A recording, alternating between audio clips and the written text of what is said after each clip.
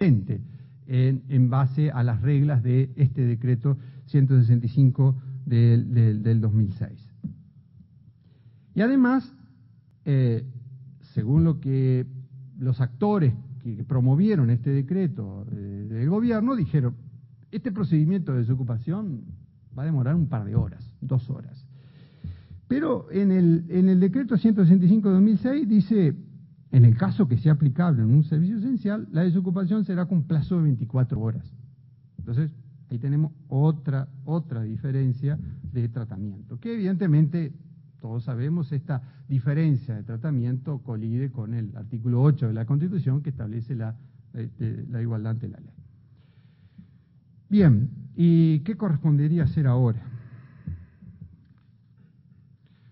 Nosotros escribíamos en un trabajo que el resultado de la ocupación breve o de un piquete breve causa un daño a los derechos fundamentales sin que nadie intervenga para ampararlos. Entonces, por esta razón y para lograr una eficaz protección, entendíamos que a pesar de que el gobierno tiene esa tesis de que la ocupación es una modalidad de derecho de huelga, al menos que organice el mismo sistema de desocupación de los lugares de trabajo previsto para el local público para la actividad privada.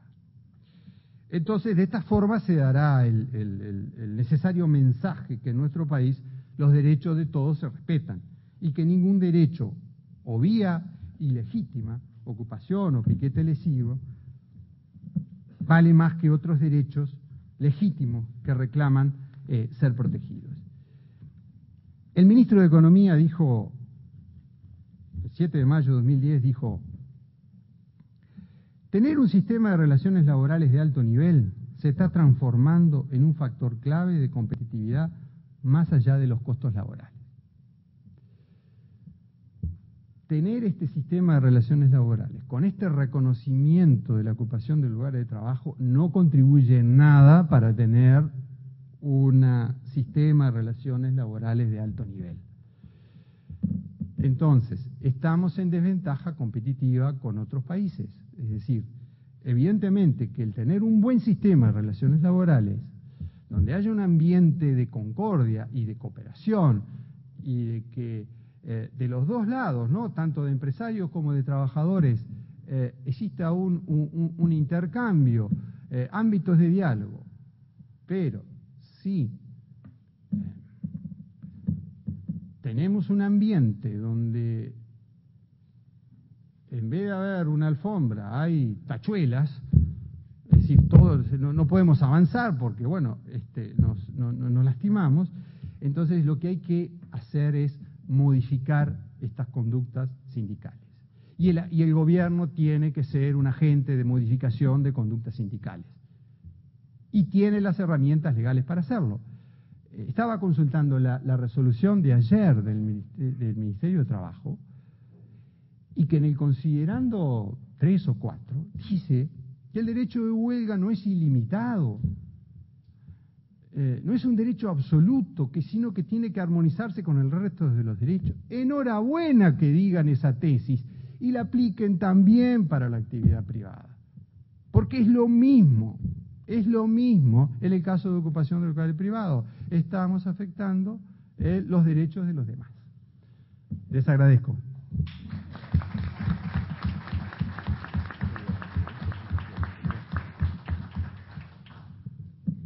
Bueno, le agradecemos al doctor Nelson Larrañaga y sin mucho preámbulo le damos la bienvenida, le agradecemos al doctor Augusto Durán Martínez que haya accedido a acompañarnos y sobre todo que nos dé una visión distinta a la que muchas veces estamos acostumbrados a escuchar exclusivamente desde el lado de especialistas del derecho laboral, en el entendido que en estos fenómenos muchas veces se conjugan y se afectan distintos derechos y que indudablemente los tenemos que ver como fenómenos que deben de ser analizados de una manera multidimensional y multidisciplinaria. Así que al tiempo de presentar al doctor Durán Martínez como director del Departamento de Derecho Administrativo de la Universidad Católica, darle la bienvenida y ofrecerle la palabra.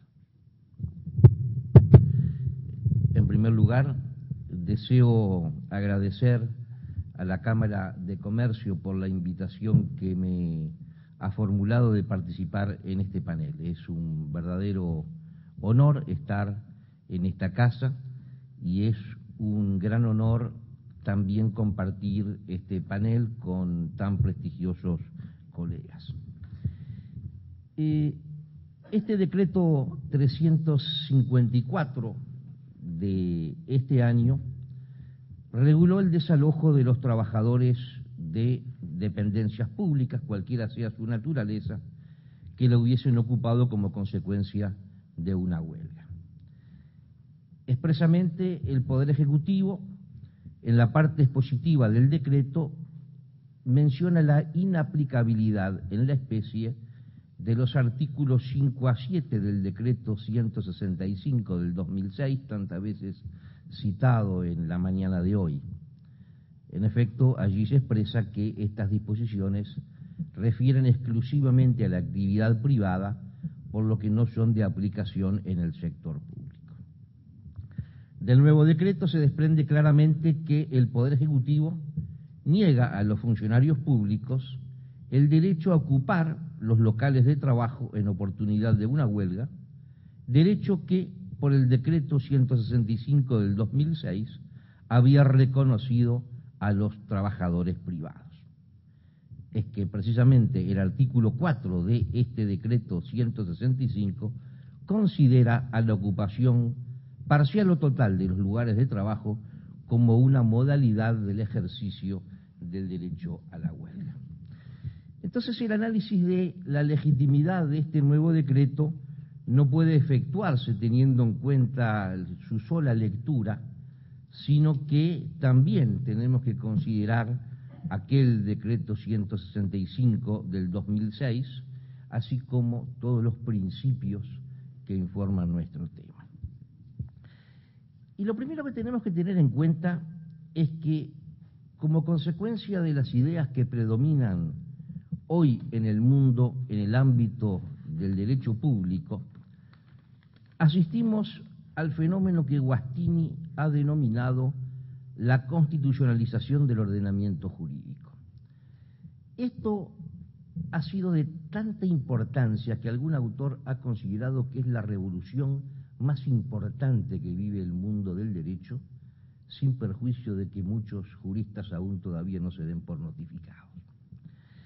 Según el maestro italiano, esta constitucionalización del ordenamiento jurídico es un proceso de transformación de un ordenamiento al término del cual el ordenamiento en cuestión resulta totalmente impregnado por las normas constitucionales.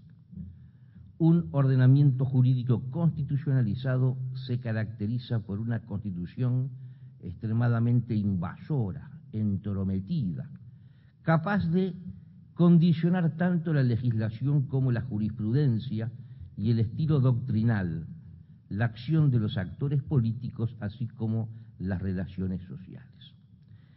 Y una de las características de este fenómeno configura lo que se ha llamado la interpretación conforme a la Constitución. Desde el momento en que se considera la Constitución como verdadera norma jurídica, de aplicación directa en la sociedad y de mayor valor y fuerza, toda la normativa infravalente debe interpretarse desde la Constitución. De manera que ante dos interpretaciones posibles, una constitucional y otra inconstitucional, ha de optarse por la que más se ajuste a la Constitución. Pero en realidad, como se parte de la dignidad de la persona humana, es decir, de la supremacía de los derechos humanos todos, cuando digo todos, todos, no solamente los de la tercera generación, los de tercera generación se agregan pero no sustituyen a los de la primera y la segunda, es entonces desde la perspectiva de los derechos humanos que ha de interpretarse toda la normativa infravalente. Por eso es que, a fin de contemplar los derechos humanos no reconocidos expresamente por la Constitución, se tiende a hablar desde, más que de la Constitución, del bloque de constitucional. Es entonces desde ese bloque de constitucionalidad que debemos encarar nuestro tema.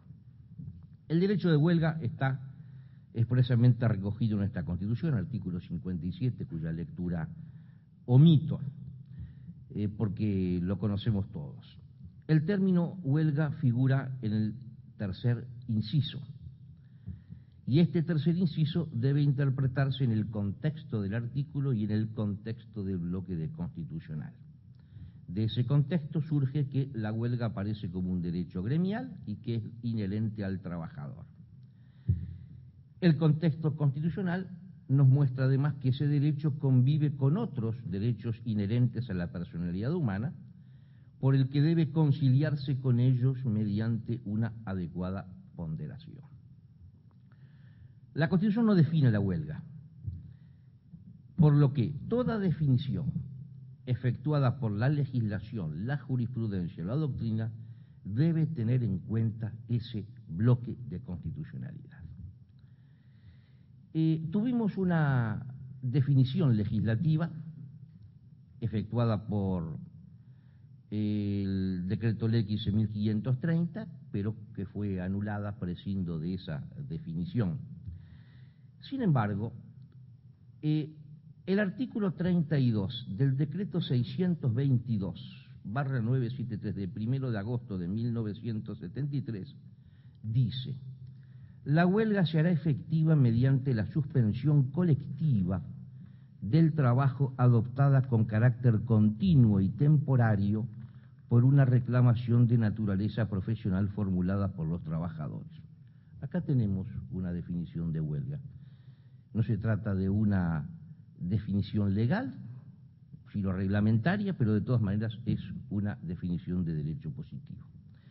En general, la doctrina laboralista no considera esta definición reglamentaria. Hay una especie de pacto de silencio sobre este decreto. Pero como según mi conocimiento, este decreto nunca fue derogado expresamente, si fue derogado le pido que me lo digan, y la derogación tácita se produce siempre que existe una incompatibilidad absoluta de otra norma, y como no hay ninguna otra definición de derecho positivo, ni medidas que resulten incompatibles con esta, a mi juicio esta norma continúa vigente. De todas maneras, a los efectos de este trabajo, me parece importante destacar que esta definición coincide con el aspecto esencial de todas las definiciones doctrinarias que ha manejado nuestra doctrina. Hay, por cierto, diferencias, algunos difieren en aspectos teleológicos, otros en la modalidad si es continua o discontinua, pero me parece que en buena medida en el aspecto esencial este decreto coincide con esas definiciones doctrinarias. También la definición que recoge el compendio de la doctrina social de la Iglesia se encuentra en esta línea. ¿Y a qué apunto? Y es donde tenemos que centrar nuestra atención. Y es que el denominador común que aparece en todas esas definiciones, incluido este decreto del Poder Ejecutivo, es que es la omisión de trabajar. Ese es el núcleo duro de la huelga. Y en este tenemos que centrar la atención y no en otros aspectos que podrán ser importantes, pero no para el tema que hoy nos ocupa. La huelga es, en esencia, una omisión colectiva de trabajar.